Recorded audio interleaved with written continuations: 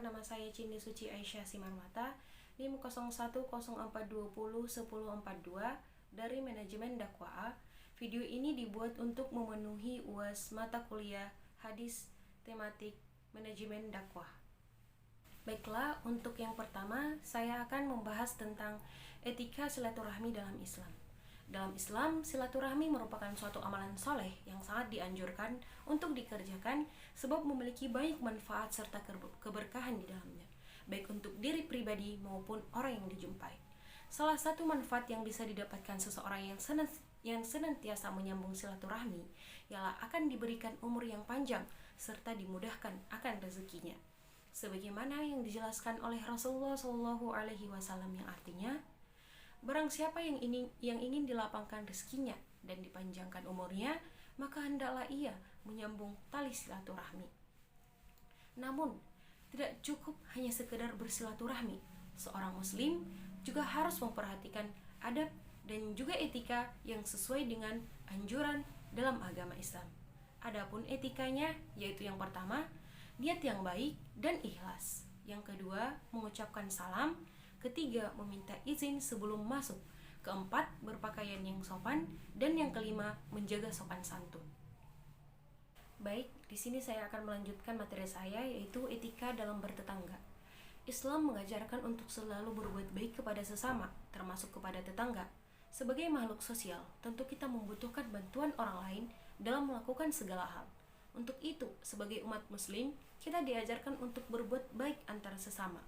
Rasulullah SAW pernah menyampaikan pada sahabatnya tentang mereka yang bangkrut di akhirat adalah tetangga yang jahat dengan tetangganya dan yang memutuskan tali persaudaraan. Rasulullah SAW juga pernah menjelaskan, andai saja Anda bertetangga, lalu Anda menanam pohon dan dahan rantingnya nyebrang ke pagar rumah tetangga. Kalau berbuah, maka yang nyebrang itu halal buat tetangga. Ada beberapa hal yang perlu diperhatikan dalam kehidupan bertetangga.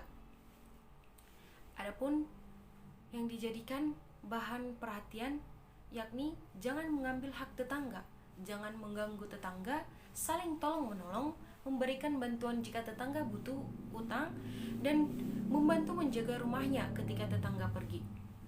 Adapun adab bertetangga dalam Islam yang pertama, berbuat baik kepada tetangga, memuliakan dan menghormati tetangga, dan tidak mengganggu tetangga.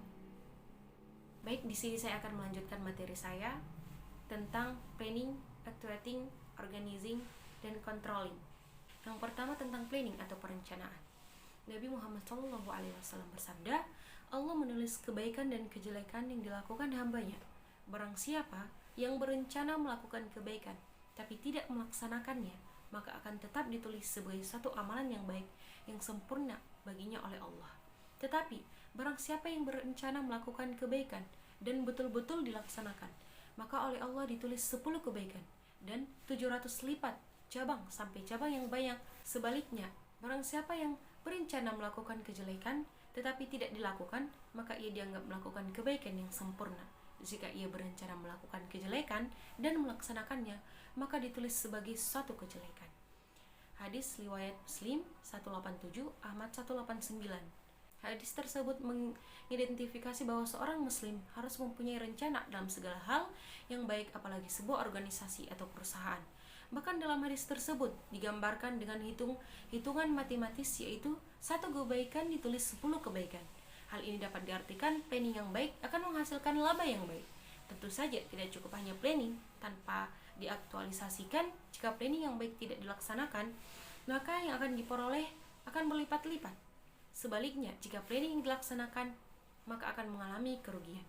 Yang kedua tentang organizing atau perorganisasian.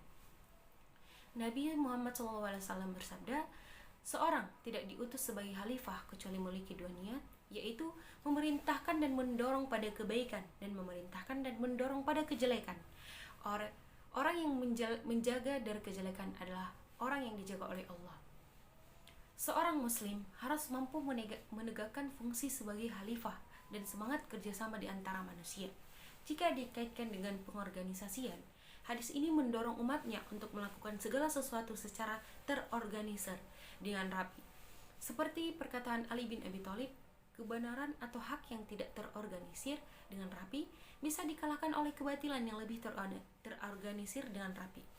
Yang ketiga, controlling atau pengawasan atau ar-riqabah atau pengendalian adalah pengamatan dan penelitian terhadap jalannya planning dalam pengadaan Islam menjadi syarat mutlak bagi pemimpin harus lebih baik dari anggotanya, sehingga kontrol yang ia lakukan akan efektif. Rasulullah SAW bersabda, "Bertakwalah kepada Allah di mana saja berada, gantilah yang jelek dengan yang baik, bergaulah dengan orang yang lain dengan akhlak yang bagus." Hadis tersebut menjelaskan bahwa seorang harus berbuat baik dengan perilaku yang baik pula.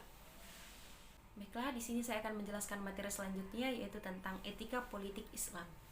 Etika politik Islam adalah seperangkat aturan atau norma dalam bernegara di mana setiap individu dituntut untuk berperilaku sesuai dengan ketentuan Allah. Sebagaimana tercantum dalam Al-Quran, Rasulullah SAW bersabda bahwa setiap amalan keduniaan yang didasari pada niat akan digolongkan menjadi amal akhirat. Sebaliknya, amal akhirat yang didasari pada niat buruk tergolong amal dunia. Artinya, banyak amal perbuatan yang tergolong amal keduniaan, tapi karena didasari niat baik, maka ia tergolong pada amal akhirat. Banyak amalan perbuatan yang tergolong amal akhirat, tapi ia tergolong amalan dunia karena didasari niat yang buruk. Oleh karenanya, setiap perbuatan mesti didasarkan pada niat yang baik agar mendapatkan hasil yang baik pula, termasuk kegiatan dengan politik. Islam mengatur beberapa etika umum dalam berpolitik. Baiklah, di sini saya akan melanjutkan materi terakhir, yaitu korupsi, kolusi, dan nepotisme. Korupsi, kolusi, dan nepotisme yang dipahami dari segi agama Islam jelas menunjukkan bahwa hal tersebut merupakan suatu pelanggaran hukum dalam artian merugikan orang lain, melanggar hak asasi manusia. Penyebab terjadinya hal tersebut disebabkan adalah kualitas moral. Dalam riwayat Bukhari, Rasulullah SAW bersabda, yang artinya telah menceritakan kepada kami Hajjaj bin Minhal telah menceritakan kepada kami Syubah, ia berkata, telah mengabarkan kepadaku Adin bin Thabit, ia berkata, aku mendengar Abdullah bin Yazid dari Nabi Muhammad SAW bahwasannya beliau melarang nubha, harta rampokan, dan perbuatan mutilasi. Sekianlah video UAS hadis tafsir tematik dari saya. Jika ada kekurangan, saya mohon maaf. Kepada Allah saya mohon ampun. Saya akhiri. Assalamualaikum warahmatullahi wabarakatuh.